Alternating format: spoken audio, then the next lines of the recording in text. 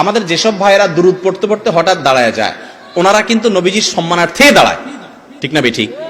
নবী করিম সাল্লাল্লাহু আলাইহি ওয়াসাল্লামের প্রতি সম্মান ভালোবাসার জন্য দাঁড়ায় না? কিন্তু ভাইরে, নবীর প্রতি ভালোবাসা প্রকাশের পদ্ধতিটাও হইতে হবে নবীর বাতানো। নিজের মন গড়া পদ্ধতি যদি বাহির করে ইবাদতের, তাহলে সেটা নবীজি সতর্ক করেছেন বিদআত করতে। ভাইরা আমার, যারা কিয়াম করেন, মিলাদ পড়তে পড়তে দাঁড়ায়া কিয়াম করেন, তাদের প্রতি আমাদের অনুরোধ, রাগ করার কিছু নাই ভাই। আমি আপনার মুসলমান ভাই, আমি চাই আপনি আমার সাথে জান্নাতে যান, আমি আপনার সাথে জান্নাতে যেতে পারি। আমি আপনার ভালোর জন্য বলছি।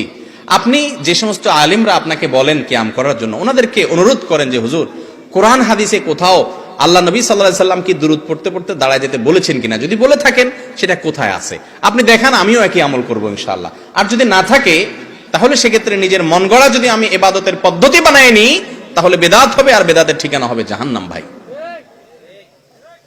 আচ্ছা, আমরা নামাজের মধ্যে দুরূদ কি আপনাদের এলাকায় বসে পড়েন না দাঁড়ায় পড়েন? নামাজের মধ্যে শেষ বৈঠকে দুরূদ পড়েন না আপনারা? এই দুরূদটা কি বসে পড়েন না দাঁড়ায় পড়েন? এই দুরূদের চেয়ে শ্রেষ্ঠ কোনো দুরূদ নাই। সাহাবীরা দুরূদ শিখতে চাইছেন, নবী করিম সাল্লাল্লাহু আলাইহি ওয়াসাল্লাম দুরূদ ইব্রাহিম শিখাইছেন।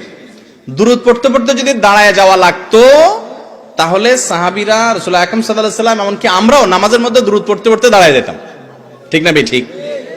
নামাজের চাইতে গুরুত্বপূর্ণ কোনো অবস্থা মানুষের হতে পারে? সেই জায়গায় দুরূদ পড়তে পড়তে